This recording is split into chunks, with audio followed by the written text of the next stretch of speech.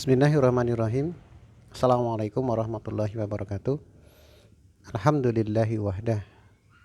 Wassalatu wassalamu ala man la nabiyya ba'dah. Wa ala alihi wa sahbihi wa mawalah. Wa la hawla wa la quwwata illa billah. Ayah bunda yang dirahmati Allah subhanahu wa ta'ala, alhamdulillahirabbil alamin. Pada kesempatan yang baik ini Allah subhanahu wa ta'ala masih mengizinkan kepada kita untuk bertemu secara virtual.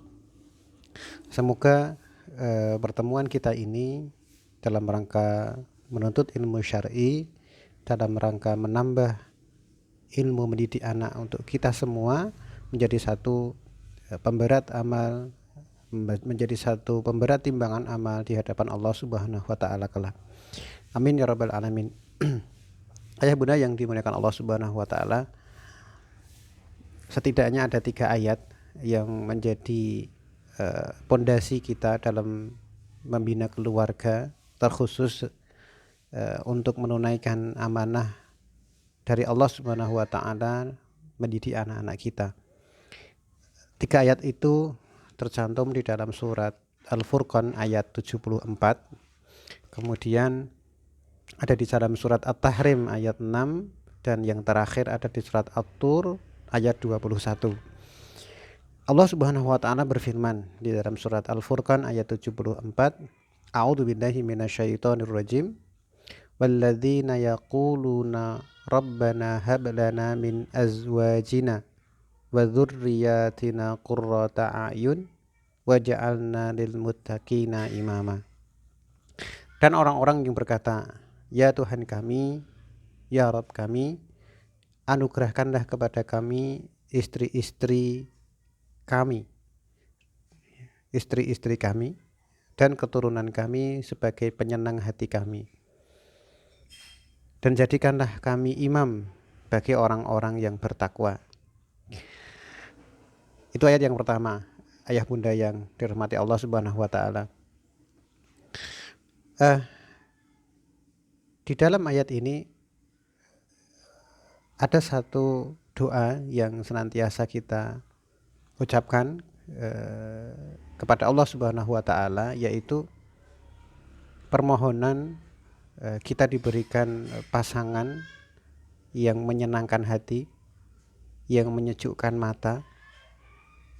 Setelah itu kita memohon kepada Allah Subhanahu wa taala untuk diberikan anak-anak yang juga menyenangkan, juga menyejukkan mata, menjadi satu anak-anak yang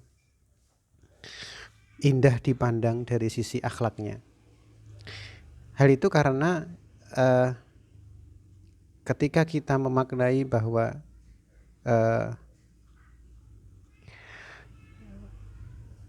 menyejukkan mata dari mata kita, berarti mungkin kita akan berpikir itu merupakan satu mata fisik, ya. Rabbana hablana min azwajina wa dzurriyyatina qurrata a'yun. Suatu keturunan yang itu ketika kita lihat itu menyenangkan, menenteramkan, menyejukkan. Cuma permasalahannya mata kita enggak selalu terjaga. Kita tidak selalu terjaga dalam 24 jam itu. Ada kalanya kita itu tidur. Maka bagaimana kemudian kita memaknai menyejukkan pandangan itu, gitu. Maka ya bunda yang dimuliakan Allah Subhanahu wa taala, makna menyejukkan mata, ya, menenteramkan hati itu tidak senantiasa pada aspek fisik, ya. Kalau aspek fisik berarti anak-anak kita yang tidak memiliki fisik yang nampak bagus keluar dari satu syarat menyejukkan hati. Tidak demikian. Makna menyejukkan hati, menyejukkan mata, ya, itu tidak berhenti pada fisik, tetapi pada satu yang sifatnya lebih asasi, yakni pada akhlak. Sehingga anak-anak kita itu tetap menenangkan kita meskipun kita tidur. Kenapa? Karena kita tidak bisa menjaga mereka 24 jam. Ketika kita berpisah dengan anak-anak kita, kita akan percaya bahwa anak-anak kita itu tetap menjadi sosok yang menenangkan hati kita. Nah, itu yang dimaksud dengan menyejukkan mata, penyenang hati. Oleh karena itu,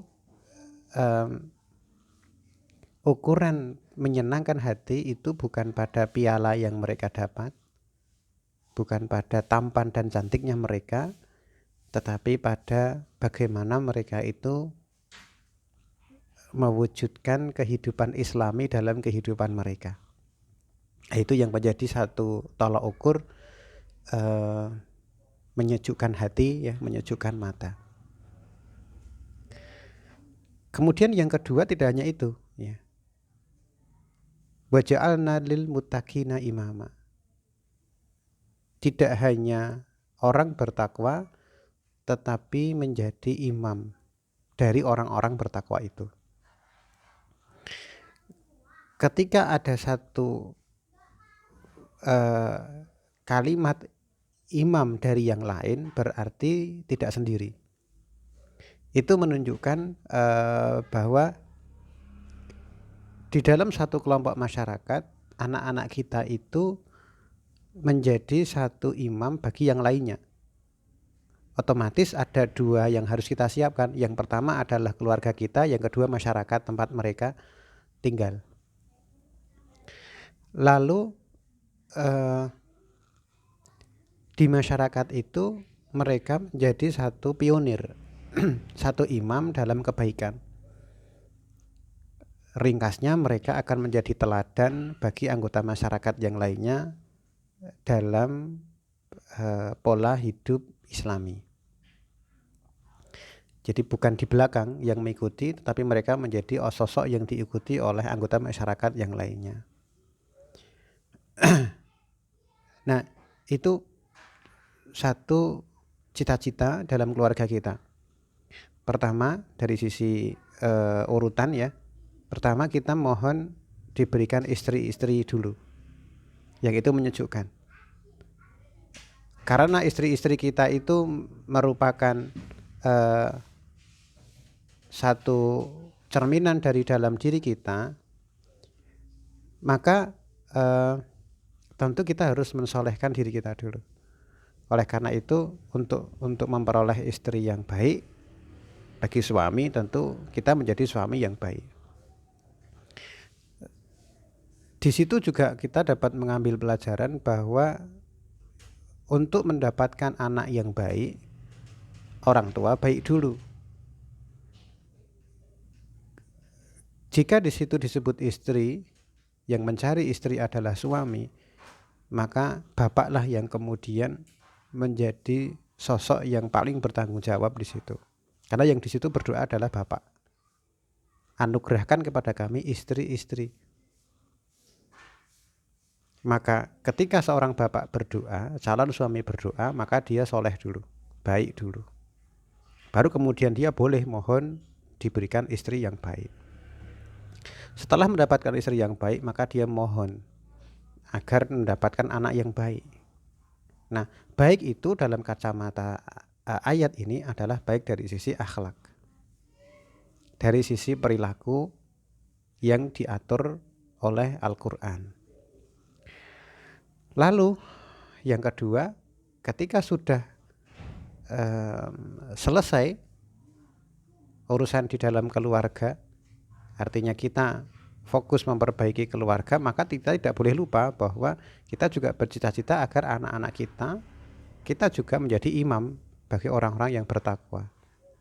Nah, menjadi imam berarti ada orang lain yang mengikuti kita, ya, sehingga kita mesti mempersiapkan keluarga kita agar menjadi teladan bagi keluarga-keluarga yang lain di lingkungan kita.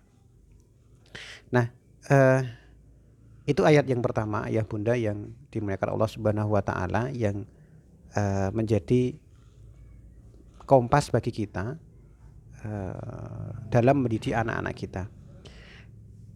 Mudah-mudahan Allah Subhanahu wa taala menjaga azam ini sehingga kita senantiasa mengarahkan jarum kompas pendidikan keluarga kita pada dua hal ini. Yang pertama adalah kita menjadikan tolok ukur akhlak Islami pada anak-anak kita, dan yang kedua kita ingin menjadikan anak-anak kita itu sebagai teladan bagi yang lainnya. Semoga Allah Subhanahu wa taala meridhoi setiap usaha kita. Wassallallahu ala nabiyina Muhammad wa ala alihi washabihi wasallim. Assalamualaikum warahmatullahi wabarakatuh.